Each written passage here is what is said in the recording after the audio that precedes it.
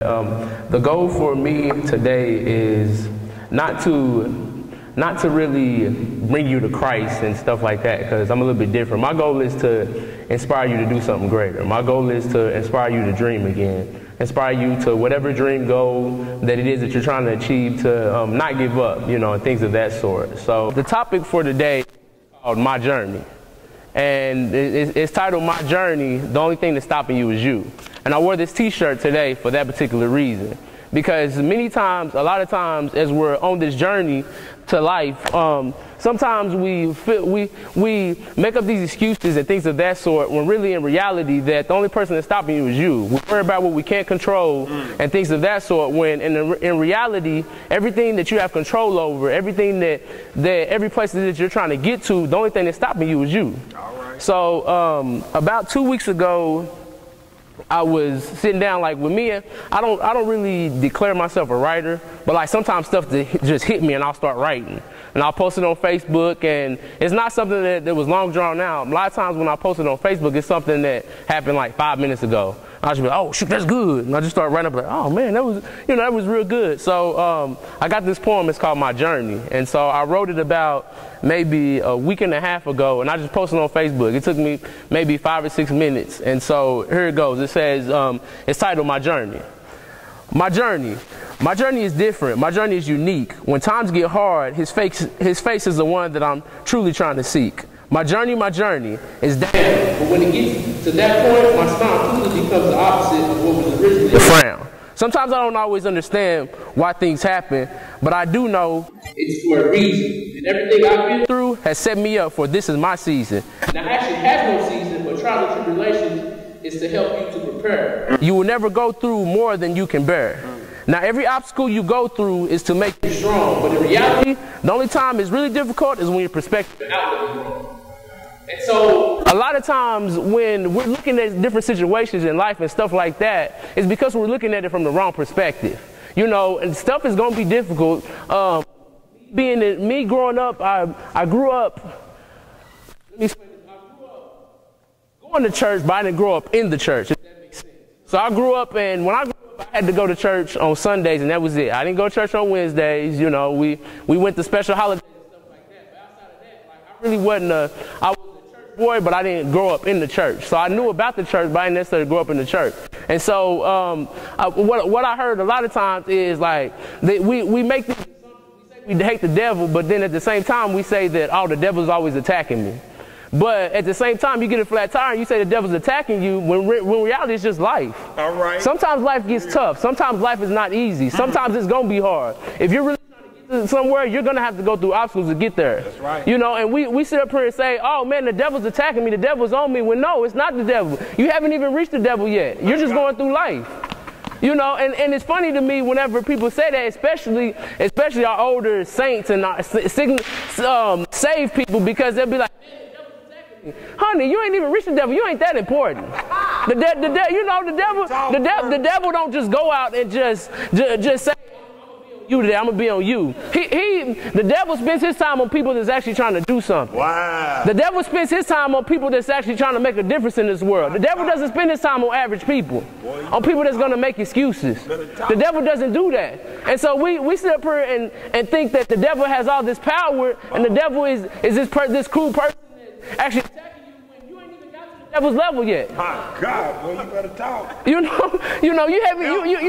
ain't even got to a place to where the devil has even got you on his radar. My God. The devil, like, I ain't worried about him because he getting in his own way. There's been many times when I was on this journey and I had to look in the mirror and say, Chevis, you will be great today. You will be successful. You will succeed. Right. And then when you get to that point, then that's when the devil like, okay, I got to go after him. Yeah. Whenever I was publishing this book, it wasn't nothing big that happened. It was all the little things. 2 weeks before I was about to publish this book, I had problems with the cover, and it wasn't nothing big. It was the little stuff. I kept submitting, it kept coming back. I was like, man, this is crazy. But I told myself, I said, the devil, you will not win this victory. I will succeed. Whatever it is that I have to do to get this book published by November 1st, it will happen. And I made it up in my mind that that's what I was going to do, and then I did it. A lot of times we sit up here and we say, oh, I want to achieve this, that, and the other. But society tells us that if I'm 50 and I got 3 kids, I can't still go back and be a doctor. If I'm 60 years old and I'm a grandchild, I can't go back and be a physical therapist. If I'm 40 years old and I had a kid out of wedlock, I can't still be married and be happy. But I'm here to tell you that that's not the case. Every journey is different. Yeah. My journey is not your journey. Your journey is unique, just like my journey is unique. And so when I wrote this book, I was thinking about what are some things that we need to achieve any goal that you're trying to achieve. And so I call this book SACT. And what SACT stands for those of you that are taking notes, it stands for sacrifice. It stands for attitude. It stands for confidence, knowledge, execution, and determination. If you have all those components, whatever you're trying to achieve, I promise you it will happen. And so what I'm going to do is I'm going to talk about the book of Lazarus and how Jesus came and he saved Lazarus, and go to you and point out to you different points as how this is the case. Because at the end of the day, we all say we're Christians, which is Christ followers, but are we really trying to be like him? Do we really have all the components that he had whenever he was trying to on this journey? Are you chasing purpose or are you chasing destiny? Because some of us struggle. Our true goal is to find destiny, but we're still struggling finding purpose. How are you supposed to find destiny if you ain't even realized where your purpose is? But what your purpose is, it starts with your passion. What is something that you would do for free the rest of your life if you had to? You know, but we sit up here and like, man, what is my purpose? Where am I trying to be? All you got to do is sit down and say, what do I love to do? That's where it starts. Once you realize what you love to do, then you have then you have a place to start. And what I'm going to do is I'm going to end you with 2 secrets that you need, that you must do if you want to achieve anything. Whatever your goal is. I'm here to tell you, baby, it's not too late. No, age, you heard the song back in the day, age ain't nothing but a number. It ain't nothing but a number. Age represents how long we've been on this earth and how much wisdom we have. But when are you going to put that wisdom into action and actually do something that's worth something? You know, a lot of us are like that rat that's run on the wheel. He's doing all this work, and you're tired, but you haven't got anywhere. Or you're in the gym, you're running on a treadmill, and I done went 2 miles, and I still see the same thing I started on my when I first got started on the journey. When are you going to turn it around? You know, so as I'm talking about, we're talking about of Lazarus, which is it comes from John 11. And so as the story gets started, what ends up happening is you have Mary and Martha, which is Lazarus' brother. And so we're going through this, and now with Jesus had his 12 disciples, and as Jesus had his 12 disciples, they did a lot of traveling. Like for me, I'm in shape. I love to work out, but if I had to walk as much as they had to walk, I'm gonna be honest with you, Doc, I don't know if I could do it. I don't know if I could do it. My feet would be hurting. I have all kind of bunions. I'd be like, man, like what? You know, I would have created something. It would have been a bike or something I would have created back in the day so I could get to where I need to get to, because there's no way I could do all that walking. But to kind of set the story up, so they're traveling and they're going place to place. Well, Jesus basically getting a message from somebody else like, hey, Mary and Martha's brother is sick. You know, he's sick. He's basically dead. But so as we're going through this, Jesus was like, okay, bet. He's sick, you know, Lazarus, that's my dude, that's my ex-boo cool, you know, that's what we say now, that's my boy. So I need to stop. So what Jesus did is Jesus ended up staying where he was at for 2 days. And so then, just to prove to you, determination, which is a part of, you know, that's one of the letters of my book. If you go to John 11:4, what it says, when Jesus heard about it, he said, Lazarus' sickness will not end in death. No, it happened for the glory of God, so that the Son of God will receive the glory for this. So, going along with my book, SACT, the D, determination, he was determined to not only bring Lazarus back, but he was determined to basically say, no, this isn't for me. I'm gonna prove to everybody that he is gonna come back to life and things of that sort. Okay, so that's the D. So then we you go on down a little bit in the story. You go to John 11:6, and he stopped on that journey, and he stayed in that place for the next 2 days. And it says he stopped on that journey, stayed in the place for the next 2 days, and finally he told his disciples, "Let's go back to Judea."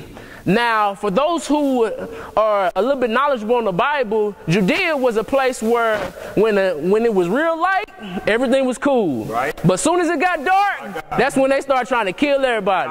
And so when he was telling, well, let's go back to Judea, I was like, you just came from that place because they tried to kill you. Dude, like, the swag I got, like, let's go back. You know what I mean? Like, let's go back. Let's go do what we got to do. You know, and so they're like, man, this dude crazy. But they was like, okay, let's go. So his confidence allowed him to go back into a crazy situation when he knew that he just came from a place where he was trying to get killed, trying to get shot. They were trying to beat him and stuff like that. So that's the C in confidence. Right. God was confident that where he was going back to, it was going to be different than where he tried to go to before. So then we go to sacrifice. Now, sacrifice, when you go on down in the story in 11:8, that's when his disciples objected and was like, man, dude, you're crazy. Like, why are we going back? And like I said before, he was willing to, because of Lazarus, he was willing to sacrifice his life and get killed again to go back to do what needed to be done. So then we move on. So then knowledge. So then when they get there, you go to 11, 14, 15, and when they get there, they're thinking that he told them, Lazarus is asleep pretty much. And so, but what they didn't realize, they was like, he's asleep, okay, well, he's asleep, he's resting, right? That means he's sick, he's getting better, things of that sort. He's okay, like, Jesus, we need to go, let's stay on this journey. But the knowledge that Jesus had, Jesus was like, no, dummy, he ain't asleep, he dead. Like, he's not asleep, he's dead, his heart's not beating. So, with his heart not beating, like, I need to go do what I need to do to prove to you dummies that y'all been spending all this time with me that I really am who I say I am. All right. So, then as they do that, they continue to go back. They go back, and the disciples are like, okay, I guess you know what you're talking about. You know, so they go back. So as they go back, Jesus goes up to Martha and Mary, and he's like, man, pull the stone back because Lazarus was in his cave, and he was like, pull the stone back. And so Mary and Martha was like, pull the stone back? Like, this dude been dead for 4 days. Like, I'll pull that stone back. That dude gonna be funky. He gonna be like, man, shut up and pull the stone back. You know, shut up, pull the stone back. Just do as I say, and everything's gonna be cool. And so And when you speed it up to John 11, 39 and 40, Jesus' attitude, they rolled the stone aside. Jesus told them, but Martha and the dead man's sister protested, Lord, he has been dead for 4 days. The smell was terrible. Jesus was responding, didn't I tell you that I'm God? Like, do allowed him, which is the A, his attitude allowed him to continue to do what it was that he had to do, regardless of what people thought and things of that sort. So then you go further on down, which is the E, execution. You go down to John 11, 41 through 44. And so they went on ahead, and they rolled the stone back. Then it said, then Jesus looked up at the heaven and said, Father, thank you for hearing me. You always hear me, but I said it out loud for the sake of all these people standing here, so that they will believe you sent me. Then Jesus shouted, Lazarus, come out. Mm-hmm. Come out, boy. You stop playing, come out. And so when that happened, at that time, Lazarus got up, he came out, and everybody like, this dude was just dead, and then he pretty much came out. And so dude was like, you know, I can see Jesus. If I'm Jesus, see, I couldn't be Jesus, because if I'm Jesus, I'm like, yep, that's swag. Like, I got that swag. Like, I thought, you know, and so Lazarus came out, and Jesus proved to the disciples that Jesus was Jesus. Okay, so now let's turn it around on you. Have you been sacked? What is it that you're trying to achieve? What is it that, whatever goal is you're trying to achieve, have you truly sacrificed what it takes to get there? I'll give you an example from my personal testimony. For me, in reality, it takes most people 5 or 6 years to write a book. It took me, in reality, it only took me 3 months. But for me, I sacrificed my time with my boys. I sacrificed my time with my friend. But I tell you, there's times where he would call me, like, bruh, man, I can't hang with you right now. But I was in the bed by 9 and up by 3. Writing for 3 hours, from 3 to 6, from the end of March until the end of May. And because I sacrificed that, and I'm going to be honest with you, it was not easy. That's right. I don't like going to bed that early. I'm a night owl. But I knew what I had to do to sacrifice to get this book out. I had a vision. And I was like, okay, what do I need to do to sacrifice to get this book out? Then my attitude. As far as my attitude, a lot of times our attitudes aren't even right because we attitude, you're like, you're not even telling yourself you can do it. Your attitude is like, and like, you're thinking about, a lot of times when we try to achieve a goal, we worry about what we don't have instead of what we do have. Right, that's right. If my attitude is right, if my attitude isn't right and I'm worried about what I don't have instead of starting with what I do have, it makes it a whole lot easier. Now, keeping in mind, for me, just 6 months ago, my boss was on me for not even writing the right email. And now I got a book out. You know, and so for me, what I did was I went and it was this book called Keys to Great Writing. I read that book 3 times through. I read it 3 times through, and then as I was writing this, I was going back and forth. I was like, you know what? I'm not going to let no divisions in me. I'm not going to let nothing stop me. Whatever it takes to get this done, I'm going to get it done. And then to see, confident, I knew I could do it. There was days I had to get in that mirror and say, Chevis, you will do this. I didn't have nobody in front of me. I didn't have nobody telling me I could do it. Heck, if I be honest, I had people telling me I couldn't do it and giving me reasons why it wouldn't get done. That's right, that's right. But I was like, man, do you not know who I am? My name is Chevis Marcel Miller. and if anybody know me, they know that doubt, you can throw it out. Because if you doubt me, I am going to come through. Right. Even if you don't doubt me, I'm still come through. But if you doubt me, it's going to give me motivation, a little bit more motivation to come through. Real. Because I want to prove you wrong. Then you got knowledge. So I knew that I wasn't a good writer. I knew that I knew nothing about books. You know, I did a lot of reading. And I also knew that, you know, I had to put a time frame on things. Because if anybody knows that if you don't put a time frame on things, procrastination will get you every time. I don't care who you are.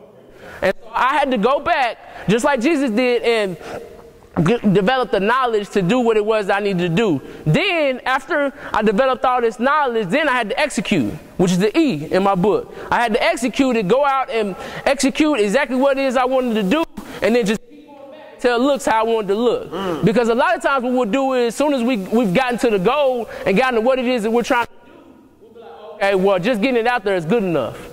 But for me, getting it out there wasn't good enough. You know, I have friends reading it. I got friends reading it right now. Like, hey, man, what do you see? What do I need to change? What can be different? You know, and so people are still coming to me today like, hey, man, you can do this different. And so I'm constantly changing. I'm constantly getting better. And then the last one is D. Determination. I was determined. I was like, as stuff was getting hard, as obstacles was getting in my way, I was determined. I was like, man, no matter what happened, this is going to happen. It's not, no matter what obstacle get in my way. I told a couple of my friends, I was like, I'm going to be an Olympic hurdler. I'm going to be an Olympic track star. Because every time a hurdle get in my way, another opportunity to jump another hurdle. You know, another opportunity to jump up for something else. So, but a lot of times whenever obstacles get in our way, it discourages us. It discourages us, and instead of us going against the grain and really pushing and fighting, we begin to retract and be like, oh man, well, guess this ain't for me. No, it is for you. But it's not going to be easy. It is for you, but it's not going to be tough. Anybody that's gotten somewhere great, it takes struggle. It takes difficulty, but what don't kill you will always make you stronger. And I didn't really, to be honest with you, before I went through this process, I never really understood that until I realized, I'm like, man, like this stuff ain't killing me, but it's helped make me who I am today. You know, I give you a prime example of me, and the full story is in my book, but growing up, I suffered from asthma and I suffered from seizures. The doctor told me I would never play sports.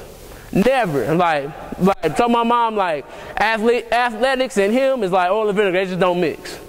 But not only was I able to play sports, but I was able to go to college, and I was able to get an opportunity to play pro basketball for a year.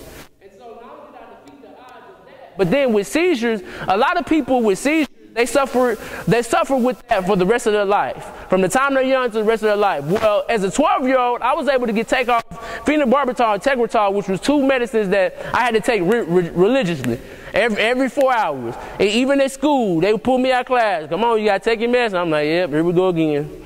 You know, but I was able to get pulled off that, and so I was able to defy the obstacles that were in my way to get to where I needed to get to. And so when I was thinking about this book, all the struggles and stuff that I was going through, it wasn't for me. It was for everybody I'm going to come in contact with in the future. It wasn't for me. And a lot of times we get selfish because we're like, man, like this life is so hard.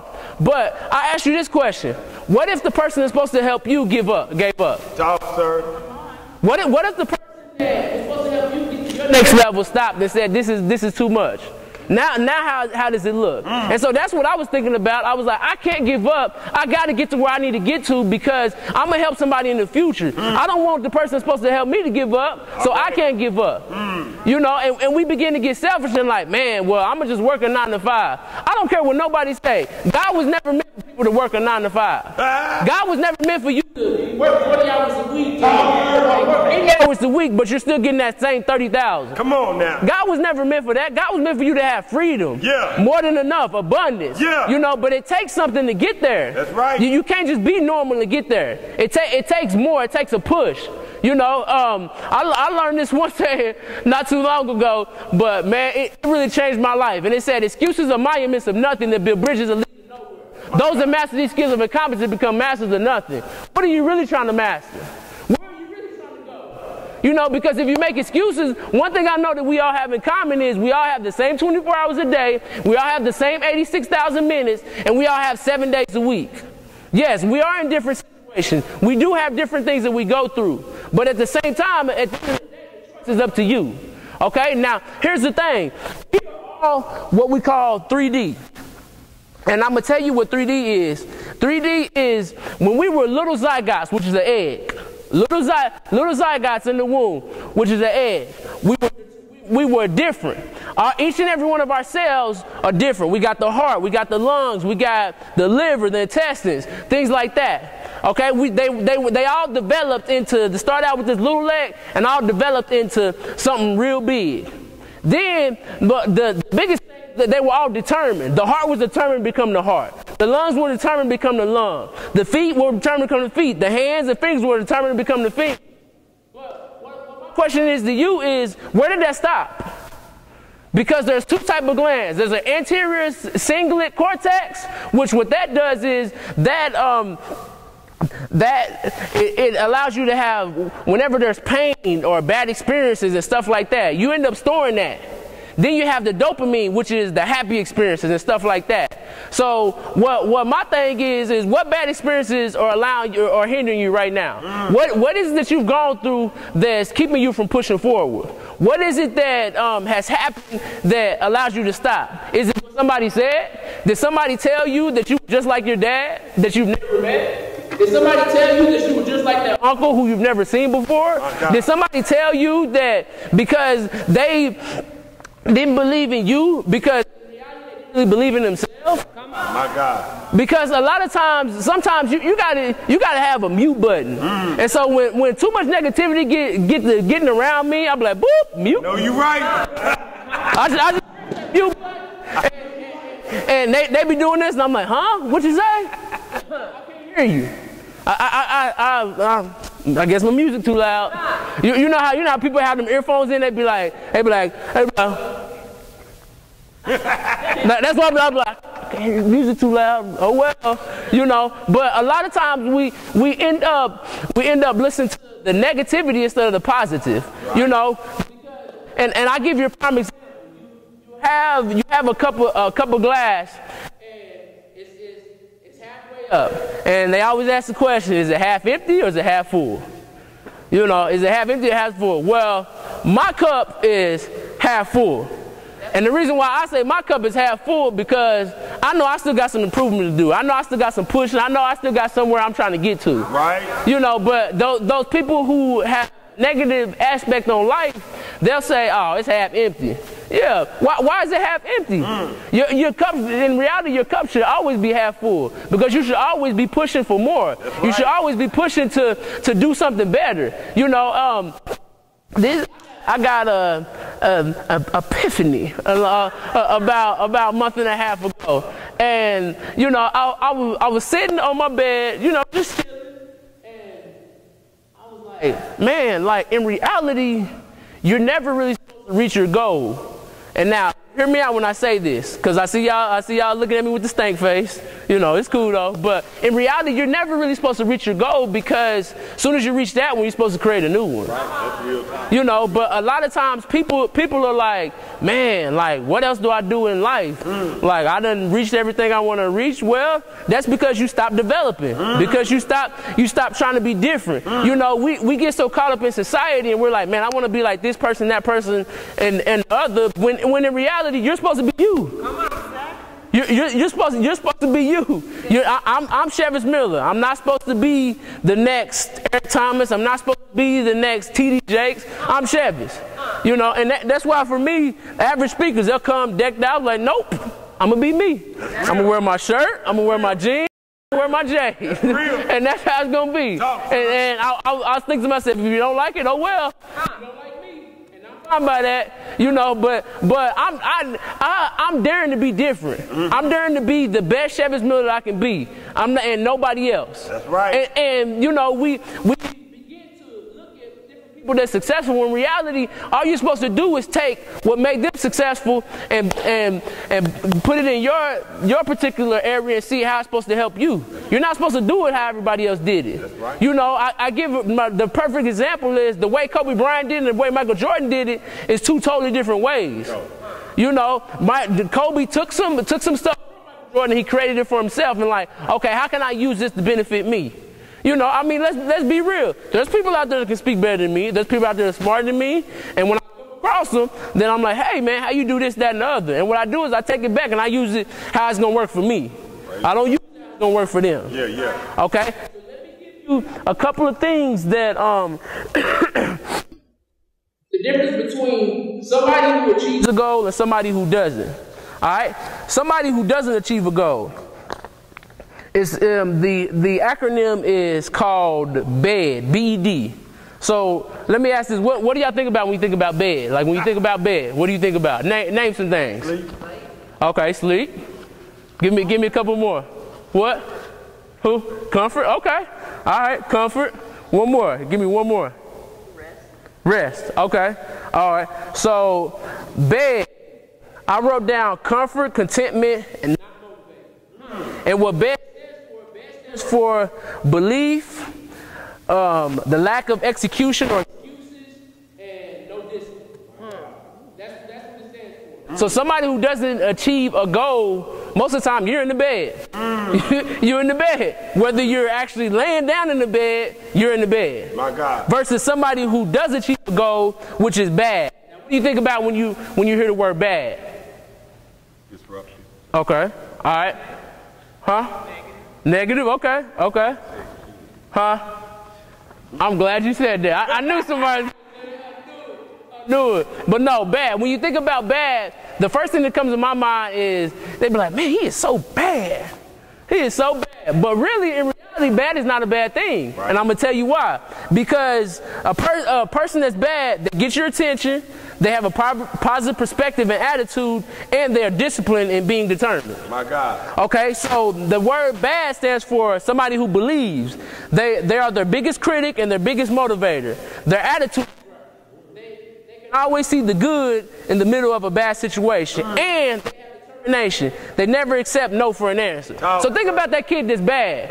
He going around, you in the store shopping, and he touching this, touching that. Mommy, can I have some candy? No. Mama, can I have some candy? No. Mama, can I have this? No. Mama, can I have that? No. He bad. But at the same time, shoot, he think he doing the right thing. Right. You know, so what I would encourage you guys to do is be bad.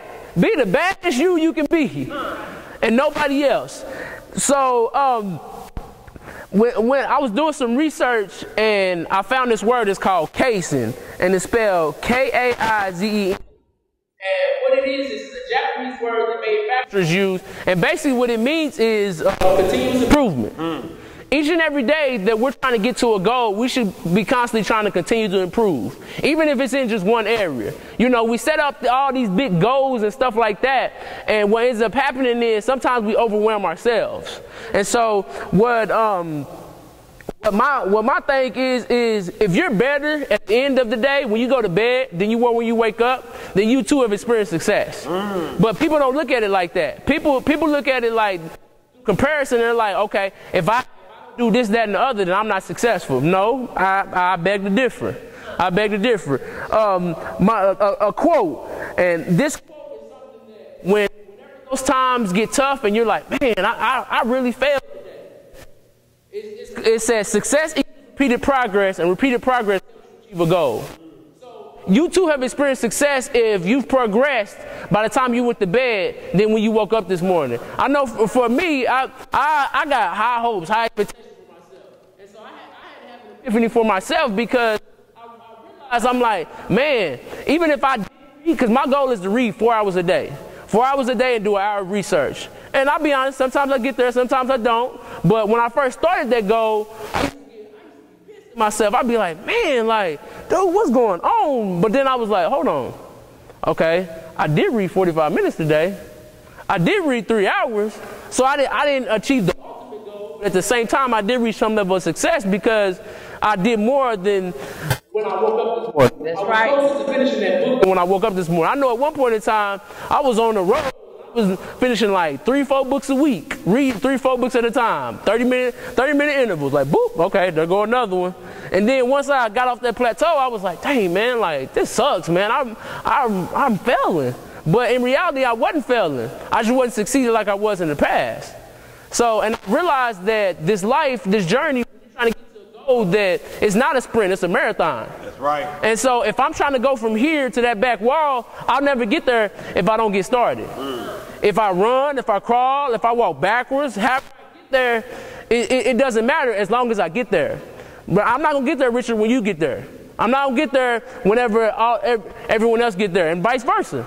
But as long as I get there and I reach that goal, that's all that matters.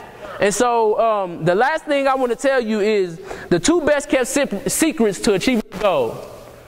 The 2 best kept secrets to achieving a goal is 1, failure doesn't exist. Don't exist. No, sir. It doesn't exist whatsoever. No. Regardless of what you think, regardless of whether you agree or not, it doesn't exist.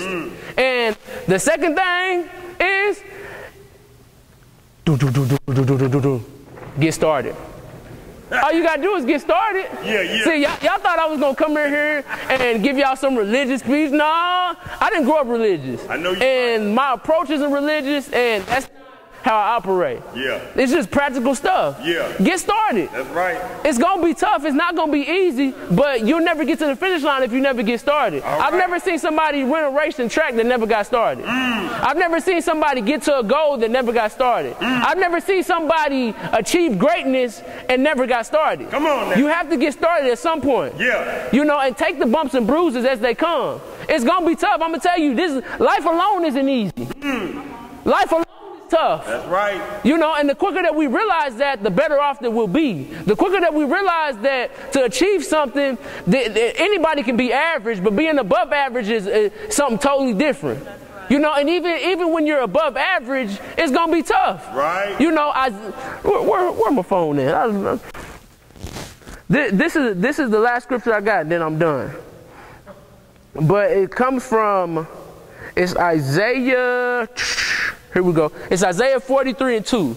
It says, "When you go through deep waters, I will be with you. When you go through rivers of difficulty, you will not drown. Right. When you walk through the fire of oppression, you will not be burned up. The flames will not consume you." So what I'm telling you is that when it gets difficult, just change your perspective. You know, right now I'm looking at this, but if some tall 6'8" guy standing right there is blocking me from that wall, then I'm gonna just move over. Then if somebody else get right here, then shoot, I'm gonna get on this stage. Then if somebody else get right here, then I'm go over here. But at the end of the day, no matter what your perspective is it has to be different. It has to constantly change. It has to constantly push you to want to be great. That's right. And at the end of the day, life is tough, get started, and failure